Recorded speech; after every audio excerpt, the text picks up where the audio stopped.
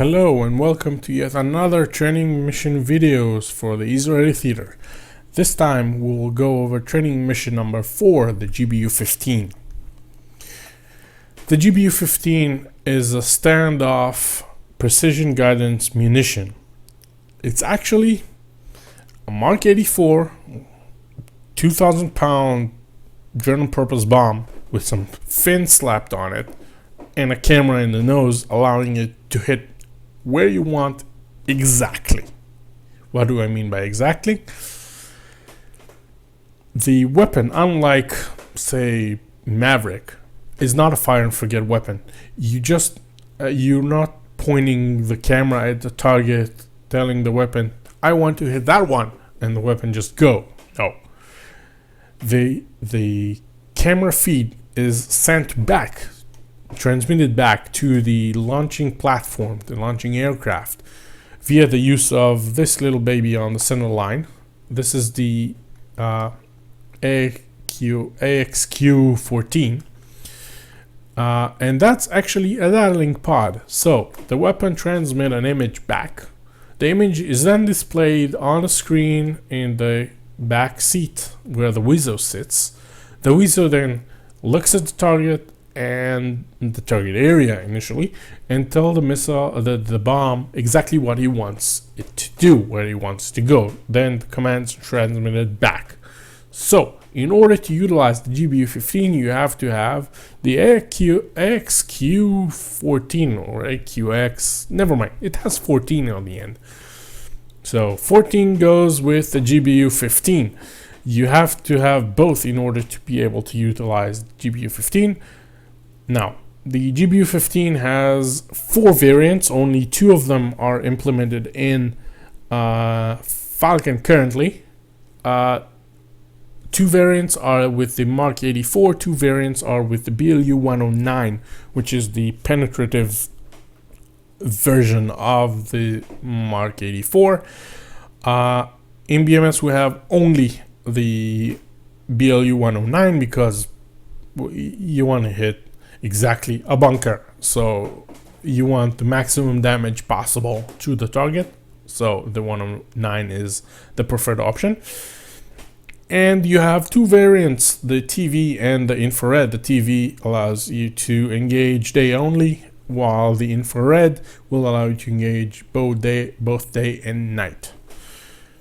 So let's just unpause, go into the cockpit. I'm currently on autopilot, holding the heading. We'll just go and quickly initialize weapon. We'll just power on.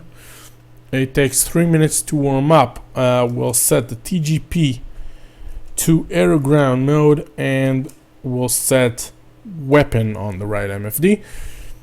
Currently we have a strap weapon indicated by STRP, and we're looking at direct feed because the video pod is off. If I turn video pod on, we said no signal because we don't have any missile transmitting on this channel.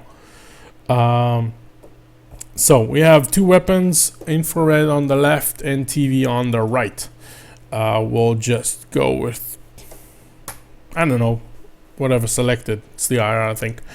Now, if we set the HST here for a minute, and let's go look at the MFD, as I said, STRP. Above it, we have fuse arm. We'll go over that in a minute. If you look at the HSD, and just center it, you have a little yellow arc thingy. The little yellow arc thingy is actually the cone of reception of the TGP. It's more of an angle thing. It's not a range. As you can see, I can zoom out and it's pretty much doesn't change in size. It indicates the cone of reception of the pod. You need to have the bomb within this cone if you want to be able to communicate with it. You have 2 antennas, the front, which is fixed, and you can see it here, and the rear antenna, which is tracking the weapon automatically, and it has a larger radius. We'll be using the aft antenna most because usually you want to get as far away as the target from the target as you wish, to get as far away from the target as possible after releasing the weapon. Not because it's a nuke, but because it's standoff-ish. By standoff-ish, it means that we have an unguided, unpowered weapon.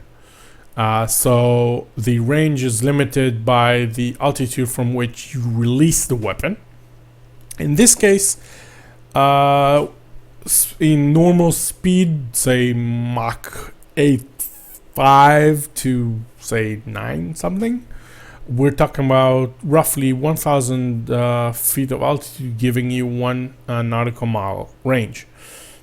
So launching from say 16, 17 will allow the weapon to travel 16, 17 nautical miles.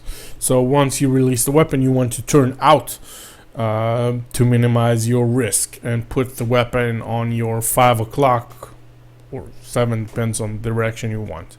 Now, weapon is hot, good. Let's switch to the TGP and switch waypoint. Yes, let's fly there towards the IP, good. Now, an important skill to master, and this is something I would recommend following the manual, the training mission manual for that, is to learn how to identify and lock on targets. Because not always you're gonna launch on stationary targets. Sometimes you might want to hit targets of opportunity, which means that you will find your target with the TGP, and then you don't have any indication on where the target is, so you'll need to find it in the GBU 15 camera generally, or the general area of which, by using roads or other signs. If we look at the, this is a good example. I'll just slew the weapon down and stop. I'll just pause here for a second. Look at those two. I'll not pause, I'll freeze. On the left, we have the TGP view. As you can see, we have, I need to play around with that a bit. Good. We have this building thingies, and we have this little, it's a bit twitchy, I need to play around with the sensitivity of the micro stick. And we have this darkish spot, and we have the T-junction, and on the T-junction we have this little thingamajig. Where is it? I was sure there was something here, never mind. And we have this kink in the road. So this is our IP, actually. Why are you moving? Stop moving. Thank you. Now if we look back on the GBU 15, this is the junction, the kink in the road, this is the thingamajig, and we have the dark spot, the little dark spot, and the bigger dark spot we haven't seen.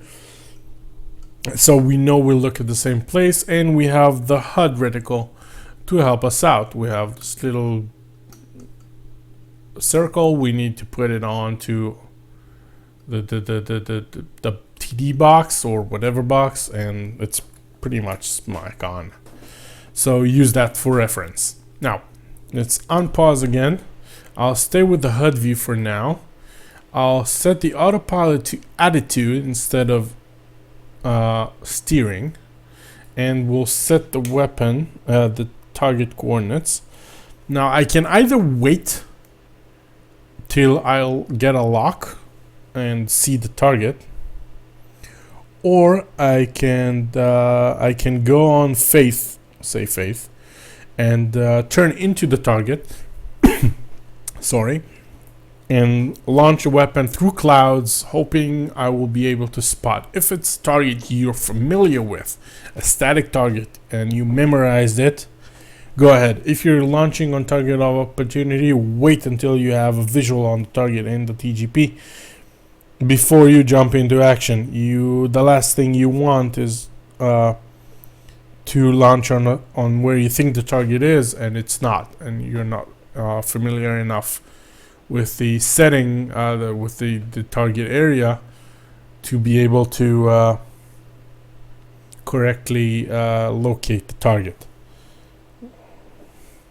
Let's see if I can see something. No, nothing. Clouds. We're 25 miles out. We will be launching probably at about 17-ish because we're a bit low. I can climb up a bit and gain some altitude. We'll probably drop at about 16, 17. Let's let it stabilize. Anything? TV sees nothing. Black hot, white hot, nothing because clouds. Looks like we're gonna break through the clouds in a bit. Here it is. Breaking through the clouds, setting this is the target area. Good. Okay. I'm gonna turn now into the target. Make sure my speed is appropriate. I don't want to find myself in 0 knots. Level out. Should have located the reticle, but now it's on the target. I'm looking to see that I have pretty much target area. I'm now in range. I have it roughly, as you can see. I'm gonna drop. The weapon is super heavy, so the aircraft will immediately try to pull you left or right. I'm currently in loft mode, trying to find the target. The weapon is not steering, but I have lost immediate visual. Here's the runway. This is the target area. Weapon is still in loft, meaning it will not try and steer. I'm holding the target. As you can see from the HUD, I'm going over the 90. I wasn't very aggressive right here now, so it ended up not keeping the standoffish distance. I will go for the hangar on the left side of the target range right now. This is it. I can zoom in. This is it. I'll go to trans mode by going TMS up once. Now, once I switch modes, I can't switch back. Trans mode is transitional. It allows the weapon to allows me as the Weezo thing to have some control about weapon yaw angle, the azimuth of the weapon, allowing me to steer towards the target. It will not maneuver in pitch though.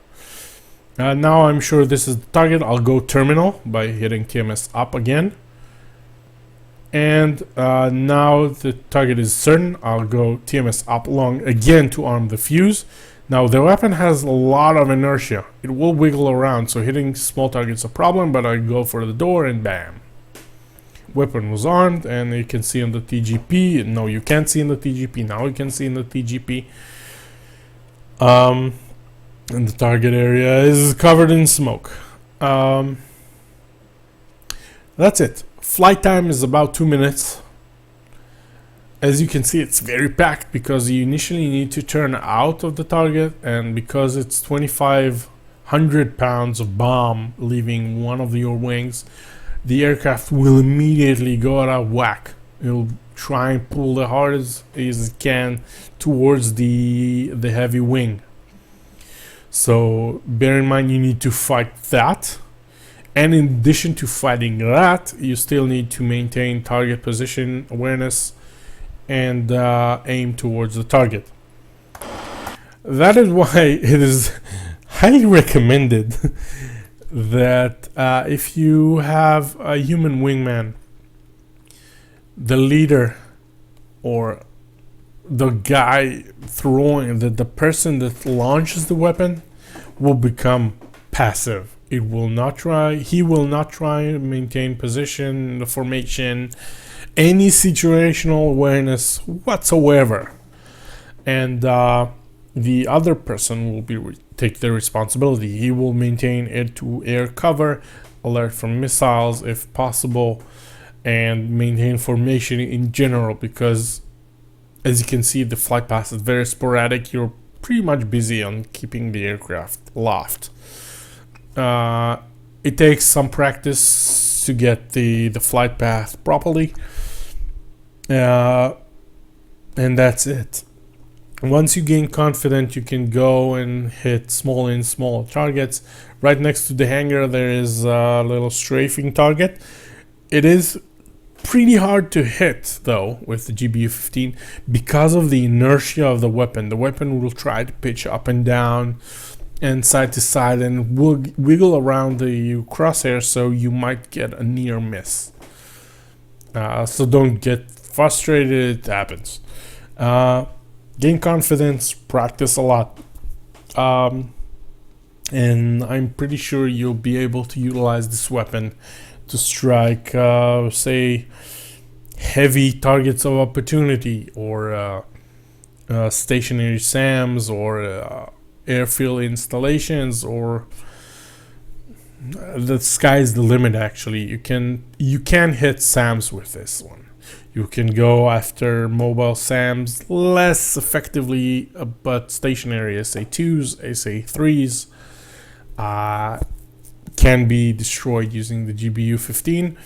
However, it is very satisfying to use it against stationary targets, knowing that you did all the work. It's not just press of a button. And that's it. Have fun. Enjoy. And see you on the next training mission.